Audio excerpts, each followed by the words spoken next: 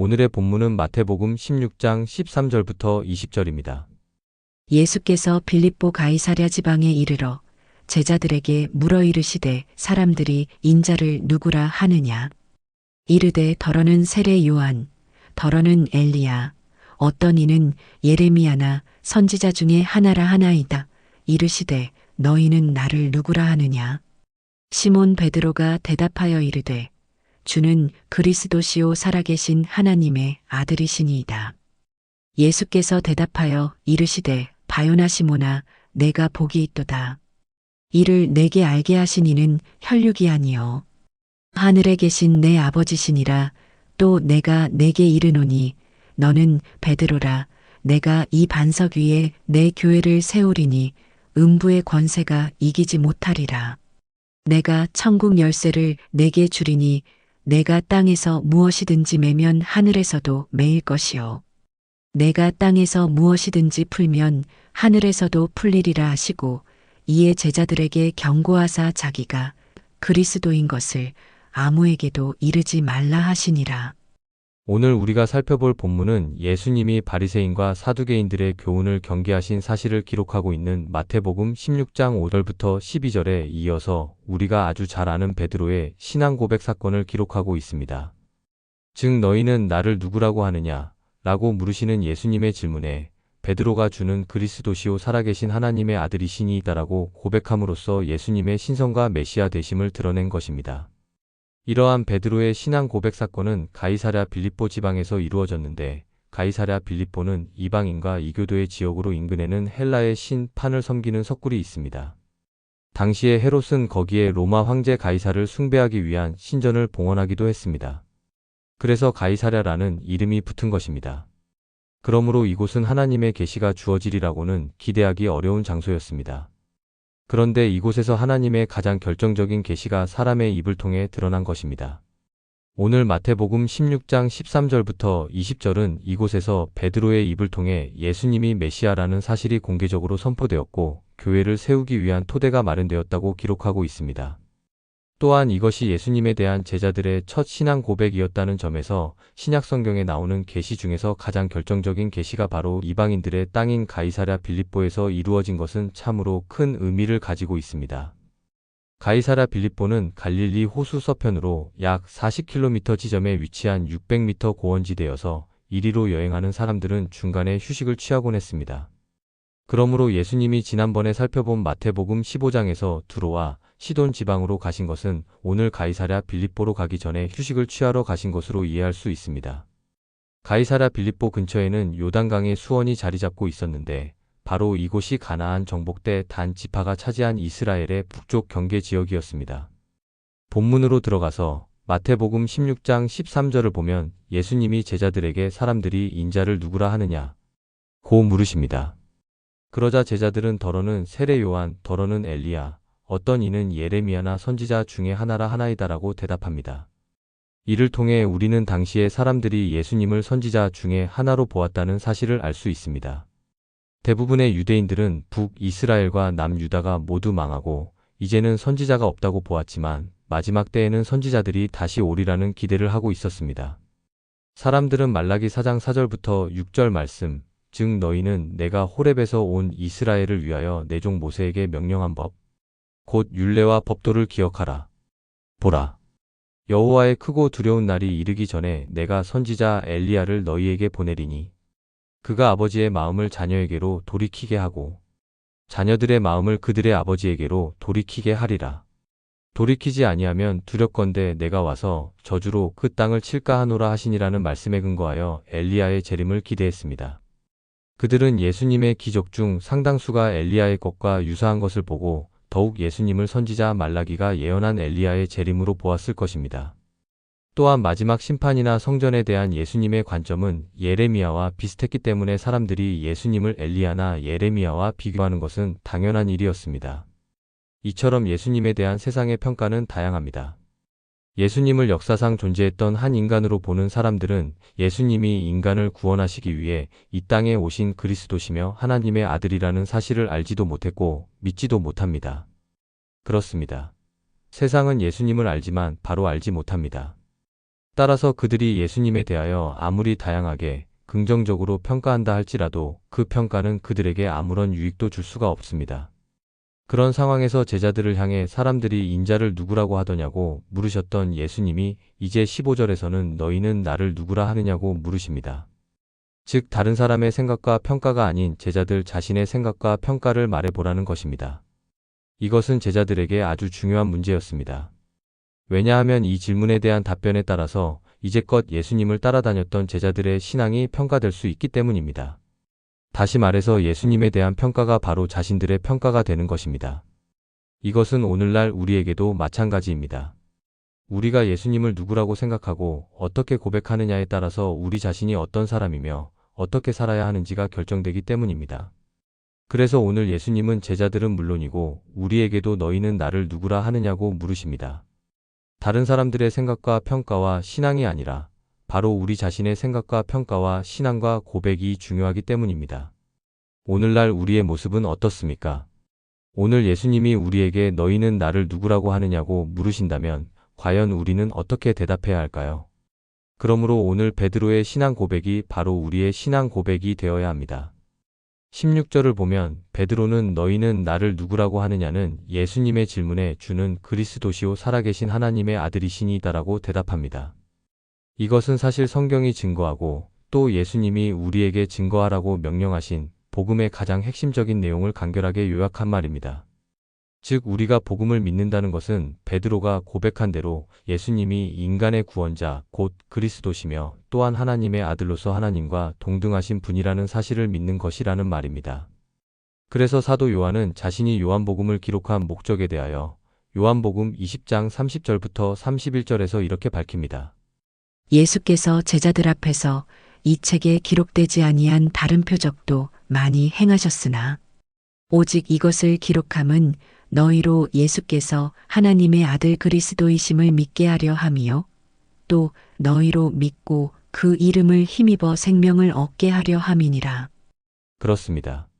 복음의 핵심은 바로 우리의 주 되신 예수님이 인간의 구원자 곧 그리스도시며 하나님의 아들로서 하나님과 동등하신 분이라는 사실입니다. 이 사실이 빠진다면 그것은 절대로 복음이라고 할 수 없습니다.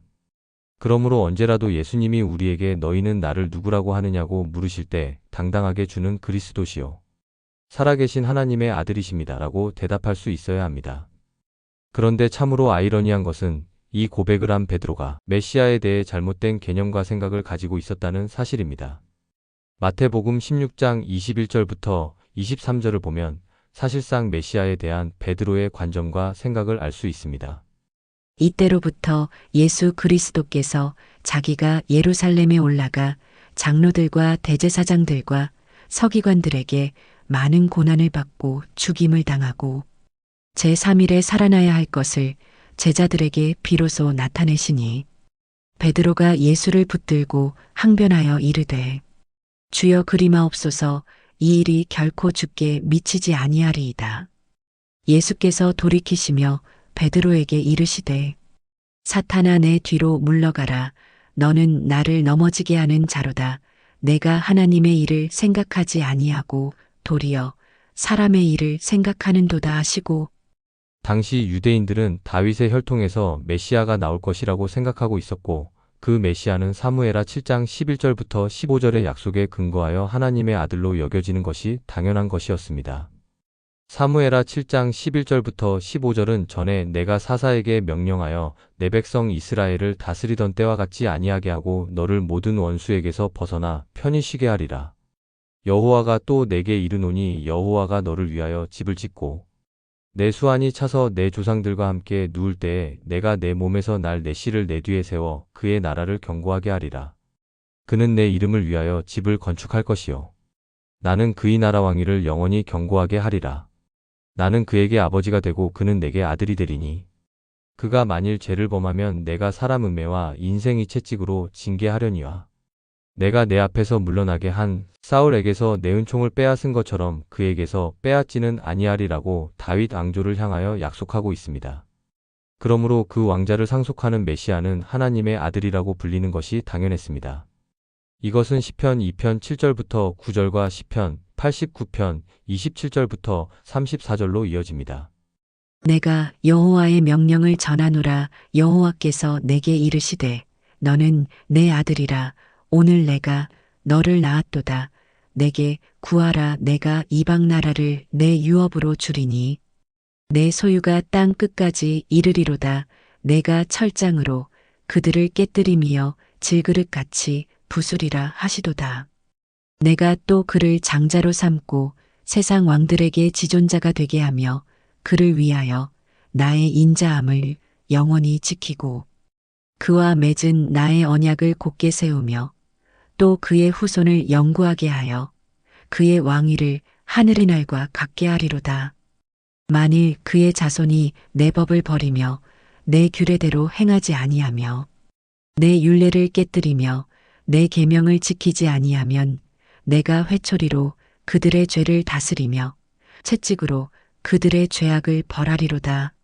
나의 인자함을 그에게서 다 거두지는 아니하며 나의 성실함도 패하지 아니하며 내 언약을 깨뜨리지 아니하고 내 입술에서 낸 것은 변하지 아니하리로다.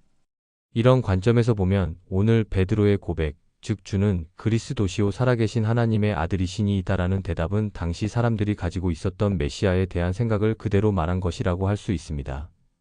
그런데 베드로는 훗날 예수 그리스도의 복음을 전하고 교회를 세우면서 예수님과의 추억을 떠올리다가 예수님이 이처럼 잘 알지 못하고 대답한 자신의 고백을 축복하셨다는 사실을 기억하게 되었고, 결국 베드로는 처음에 알지 못하고 한 자신의 고백에 대한 예수님의 축복이 자신과 자신의 대답에 대한 축복이 아니라 이 믿음 위에 세워진 교회를 향한 축복이었다는 사실을 깨닫게 된 것입니다. 그래서 다른 복음서와는 다르게 마태복음에서만 예수님이 베드로를 축복하시는 17절부터 19절 말씀, 즉 바요나 시몬아 내가 복이 있도다. 이를 내게 알게 하신 이는 혈육이 아니요 하늘에 계신 내 아버지시니라. 또 내가 내게 이르노니 너는 베드로라. 내가 이 반석 위에 내 교회를 세우리니 음부의 권세가 이기지 못하리라. 내가 천국 열쇠를 내게 주리니 내가 땅에서 무엇이든지 매면 하늘에서도 매일 것이요 내가 땅에서 무엇이든지 풀면 하늘에서도 풀리리라는 말씀을 기록하고 있는 것입니다. 베드로는 예수님이 돌아가시고 하늘로 올라가신 후에야 비로소 예수님이 이 말씀을 하신 이유가 무엇인지 깨달았습니다. 자신이 기다리던 메시아를 3번이나 부인하고 나서야 비로소 진정한 메시아가 누구신지 알게 된 것입니다. 그리고 자신의 그 첫 번째 대답이 잘못되었다는 사실을 다시 한번 깨닫고 깊이 뉘우치면서 오늘 본문에 나오는 예수님의 축복을 모든 사람에게 전하고 있는 것입니다. 베드로는 자신의 잘못된 대답을 듣고도 그것을 자신의 신앙 고백으로 여기시고 축복하신 예수님께 진정한 감사를 드릴 수밖에 없었습니다. 예수님은 베드로를 사랑하셔서 베드로가 다른 사람들의 말을 듣고 대답한 일반적인 대답을 앞으로 복음이 전파되는 곳마다 이루어질 예수님을 향한 신앙 고백으로 바꾸신 것입니다. 여기서 예수님은 바요나 시몬아 내가 복이 있도다. 이를 내게 알게 하신 이는 혈육이 아니요 하늘에 계신 내 아버지시니라고 말씀하십니다. 즉 베드로의 대답은 하나님의 은혜와 사랑의 선물이라는 것입니다. 이것은 베드로에게 있어서 그 무엇과도 비교할 수 없고 바꿀 수 없는 놀라운 하나님의 복이었습니다. 이것은 오늘날 우리에게도 마찬가지입니다. 하나님을 바로 아는 것은 오늘날 우리에게 있어서도 그 어떤 복보다 값진 복입니다. 이 복으로 말미암아 우리는 하나님 앞에서 우리의 모든 죄와 허물을 용서받고 의인이라 칭함을 얻게 되었으니 이 얼마나 큰 복이며 은혜이며 사랑입니까? 이처럼 주님을 바로 아는 것이 큰 복이라는 것을 알기 때문에 바울은 빌립보서 3장 7절부터 9절에서 그러나 무엇이든지 내게 유익하던 것을 내가 그리스도를 위하여 다 해로 여길 뿐더러 또한 모든 것을 해로 여김은 내 주 그리스도 예수를 아는 지식이 가장 고상하기 때문이라. 내가 그를 위하여 모든 것을 잃어버리고 배설물로 여김은 그리스도를 얻고 그 안에서 발견되려 함이니 내가 가진 이는 율법에서 난 것이 아니요 오직 그리스도를 믿음으로 말미암은 것이니 곧 믿음으로 하나님께로부터 난 의라고 말할 수 있었습니다. 18절을 보면 예수님이 베드로에게 내가 내게 이르노니 너는 베드로라 내가 이 반석 위에 내 교회를 세우리니 음부의 권세가 이기지 못하리라고 말씀하십니다. 여기서 주목해야 할 것은 이 말씀이 베드로 개인의 인격을 토대로 해서 예수 그리스도의 교회를 세우시겠다는 말씀이 아니라 오직 베드로가 한 바른 신앙 고백 위에 예수 그리스도의 교회를 세우시겠다는 말씀이라는 사실입니다. 따라서 바른 믿음과 신앙 고백의 토대 위에 세워지지 않은 교회는 교회라고 할 수 없습니다. 십자가가 세워져 있는 건물에 주님의 이름을 부르는 사람들이 모여 있다고 해서 그것이 다 교회가 아니라는 말입니다. 그곳에 모인 사람들에게 예수 그리스도에 대한 바른 믿음과 신앙 고백이 없다면 그것은 교회가 아니라 그냥 건물일 뿐입니다.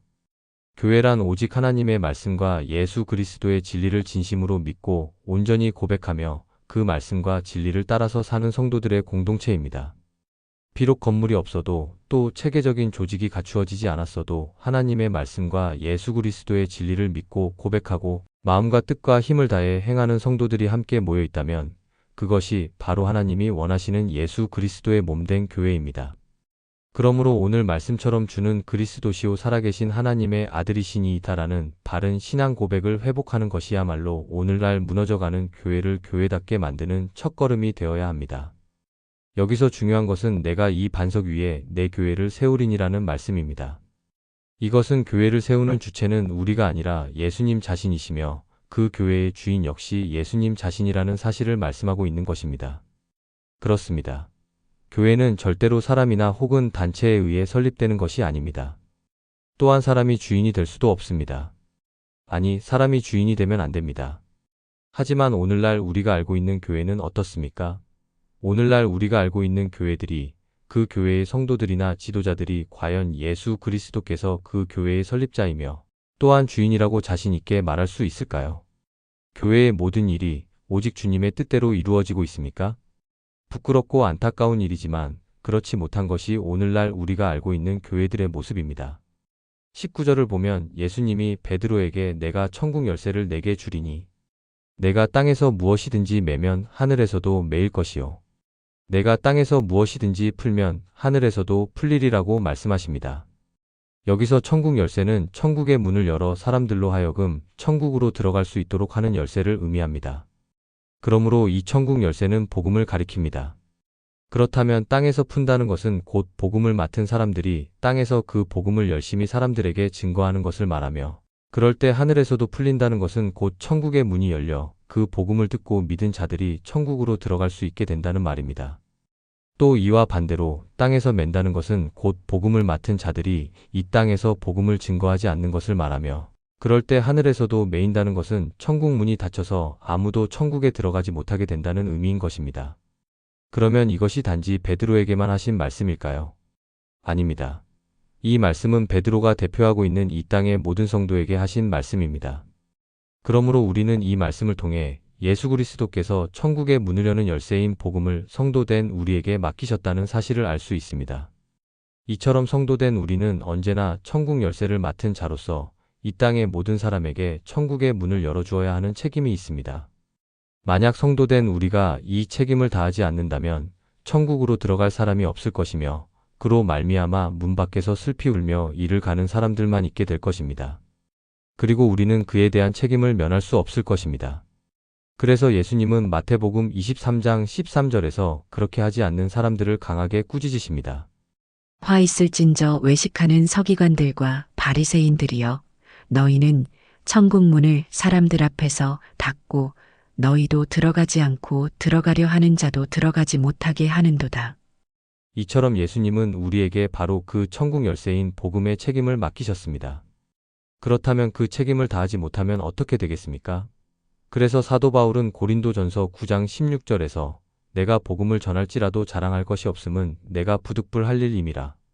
만일 복음을 전하지 아니하면 내게 화가 있을 것이로다라고 자신에게 맡겨진 복음의 책임에 대하여 말하는 것입니다.